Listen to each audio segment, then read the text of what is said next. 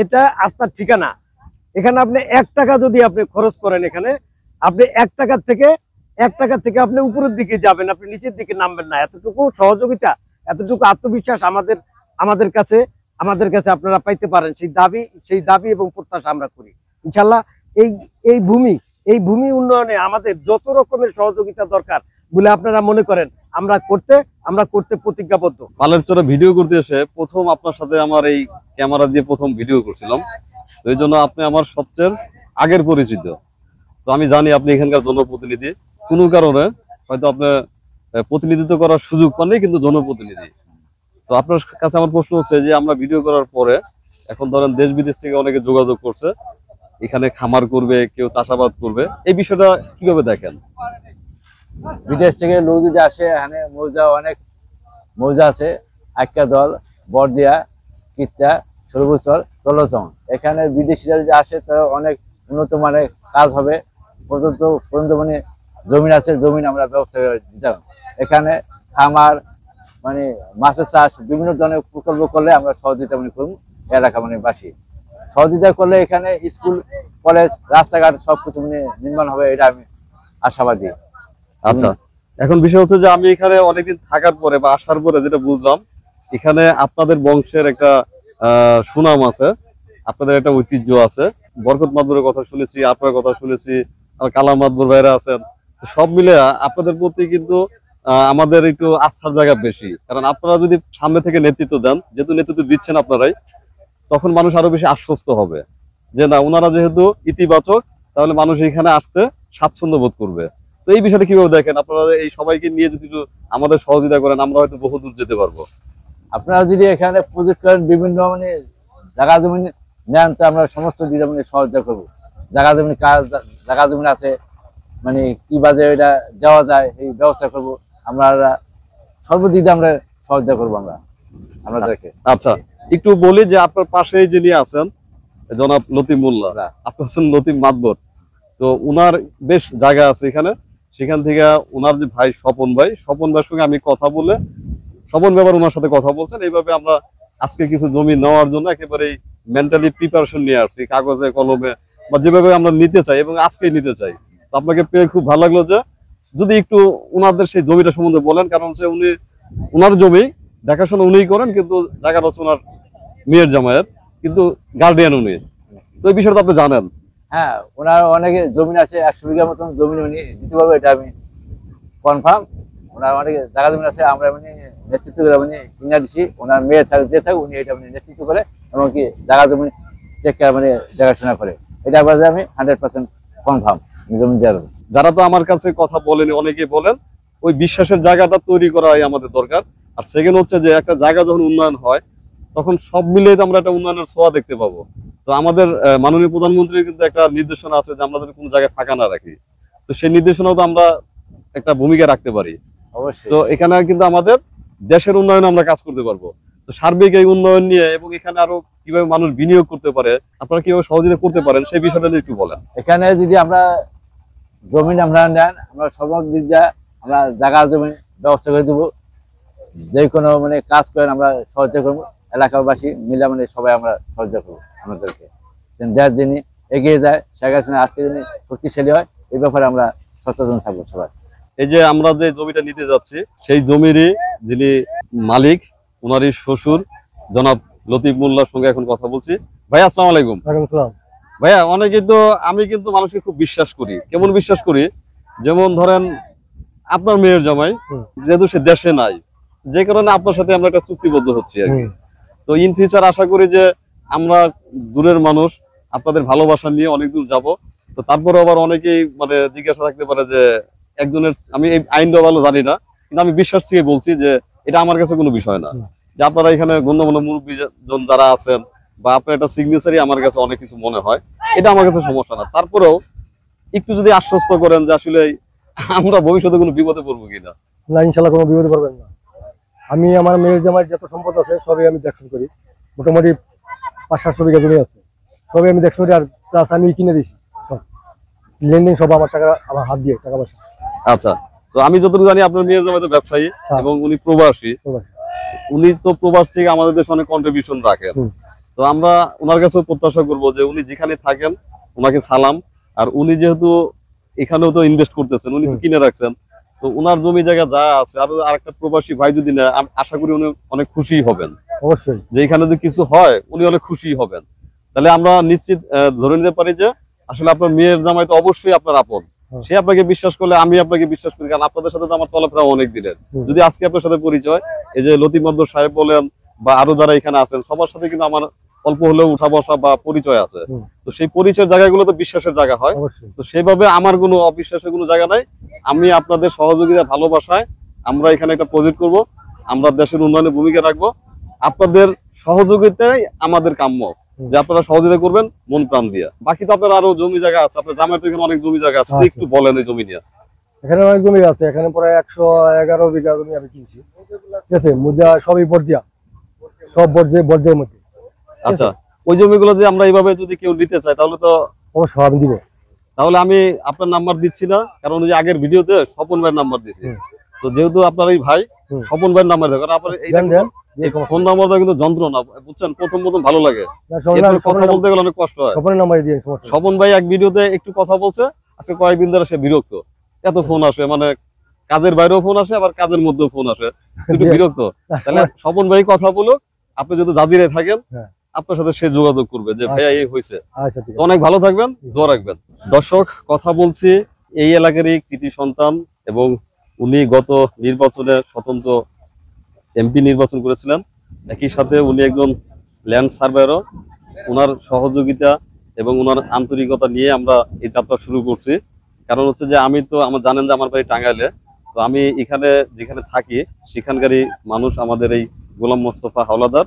তো উনাকে আমি বড় ভাই মানি, উনি আমাকে ছোট ভাইয়ের মতো স্নেহ করেন, যেহেতু উনি জমি জমা সংক্রান্ত কাজগুলো দুর্দান্ত করে থাকেন। সুতরাং কথা বলছি গোলাম মোস্তফা ভাইয়ের সঙ্গে। ভাই আসসালামু আলাইকুম। জি, ওয়ালাইকুম আসসালাম। ভাই, আমার এই পরিকল্পনার সঙ্গে আপনি যদি আজকে প্রথম এখানে আসছেন, কিন্তু আপনি সবচেয়ে বেশি ভালো জানেন, তো একটু আপনার মতো করেই বলেন। ফিউচারে এরকমটা উত্তরোত্তর এসব উদ্যোগ উত্তরোত্তর বৃদ্ধি পাবে, আমি এমনটাই বিশ্বাস করি। আর সেই জায়গাটা থেকে আমি বলবো যে এখানে অত্র পালেশ্বর ইউনিয়নে যে মাদবর পরিবারের অন্যতম ব্যক্তিত্ব আমাদের আমাদের লতিফ মাদবর সাহেব, বরকত মাদবর, তারপরে জলিল ভাই, আন্তরিক সহযোগিতা এবং সর্বাত্মক সহযোগিতা আমরা পাবো, এমনটাই আমরা বিশ্বাস করি। আর সেই বিশ্বাসের জায়গায় অবশ্যই আমরা ভালো একটা কিছু করতে পারবো এখান থেকে, এমনটাই আমরা বিশ্বাস করি। আর সেখানে আপনি হয়তোবা অনেকের সাথে কথা বলছেন বা কানেক্ট হয়েছেন যে ইন ফিউচারে আমরা কিভাবে এইগুলা মানে ইমপ্লিমেন্টেশনের জায়গায় আমাদের কোনো সমস্যা হবে কিনা, বা আমাদের কোনো কিসের সম্মুখীন হইতে হবে, বাধার সম্মুখীন হইতে হবে কিনা। না, কোনো রকম কোনো বাধার সম্মুখীন হইতে হবে না। অত্র এলাকায় যে বরদি মৌজা যেটা আপনি বলছেন, সেই জমিটার নকশা এবং পর্চা এবং দলিল আমি এগুলো দেখেছি, যাচাই বাছাই করেছি। তাতে করে আমার কাছে মনে হয়েছে যে না, এটা সর্বাত্মক ইসের একটা জমি, যেটা আসলে ইনভেস্ট করার মতো বা সর্বাত্মক সহযোগিতা পাওয়ার মতোই আসলে এই জমিটা। যে জমি যদি কেউ এই জমিতে কিছু করতে চায় বা বিনিয়োগ করতে চায়, আমি আশা করব এটা অত্যন্ত ফলপ্রসূ এবং লাভজনক একটা প্রজেক্ট হবে, এমনটাই আমরা বিশ্বাস করি। তো সেই জায়গাটা থেকে আমরা আপনাদেরকে উদাত্ত আহ্বান জানাবো, যাতে করে আপনারা, আমাদের এখানে জমির অভাব নাই বলতে গেলে এই যে ভাই বললো যে 1000 বিঘা জমির আমাদের যে 5টা মৌজায় 1000 বিঘা জমিনের যে আমাদের যে সম্ভাবনা আছে, এই সম্ভাবনাটাকে বাঁচায় রাখার জন্য আপনাদের কাছে আমরা স্বনির্বন্ধ আবেদন রাখবো। আপনারা আসবেন, আপনাদের সহযোগিতা এবং ইনভেস্টমেন্ট অবশ্যই আমাদের জন্য অত্যন্ত ভাগ্যবান বলেই আমরা মনে করি। যদি এমনটা হয়, আপনারা সবাই আসবেন, দেখবেন এই এলাকার অবকাঠামোগত উন্নয়ন যেভাবে হচ্ছে, আপনারা ইতিমধ্যে দেখতে পারতেছেন। এই যে দেখতেছেন, এটা হলো বেড়িবাঁধ। এটা আমাদের কয়েকটা ইউনিয়নের আমাদের প্রাণের দাবি। এই বেড়িবাঁধটা হইলে আমরা কয়েকটা ইউনিয়ন, এই জাজিরা পর্যন্ত আমরা মানে একটা নিরাপত্তার চাদরে আমরা থাকবো, এমনটাই আমরা বিশ্বাস করি। প্রতি বছর যে পরিমাণ মানুষ এখান থেকে ভাঙন কবলিত হয়, ইন ফিউচারে আমরা আর এই ভাঙনের কবল থেকে আমরা রক্ষা পাবো। এবং পাশাপাশি আমাদের যে চরাঞ্চল, এই যে মৌজাগুলো দেখতেছেন, 5টা মৌজা আছে এখানে মোটামুটি, যেখানে যে কথা বলছিলাম যে 1000 বিঘা জমিনের যে বিষয়টা, অবশ্যই এই জমিটা আমরা কাজে লাগাবো এবং ইন ফিউচারে আপনাদের সহযোগিতা এবং সহযোগিতা থাকবে আমাদের এই এলাকার সার্বিক উন্নয়ন এবং উন্নয়নের সারথি হিসেবে আপনাদেরকে পাবো, এমনটাই আমরা বিশ্বাস করি। আচ্ছা ভাই, একটু ইন্টারাপ্ট করি। সেটা হচ্ছে যে আপনার বাড়ি তো একদম পদ্মা সেতুর গোড়ায়, কিন্তু আমার ছোট্ট অবজারভেশন, পদ্মা সেতু যেহেতু একটা বড় প্রকল্প, এখানে বিভিন্নভাবে অনেক নিয়ম শৃঙ্খলার মধ্য দিয়ে আমরা চলি। এখানে কোস্টগার্ড আছে, সেনাবাহিনী আছে, পুলিশ আছে, র্যাব আছে, মানে প্রশাসনিক তৎপরতা অনেক বেশি, কিন্তু মানুষ কিন্তু ওই পরিমাণ আনন্দ নিয়ে ওখানে ঘুরতেও পারে না।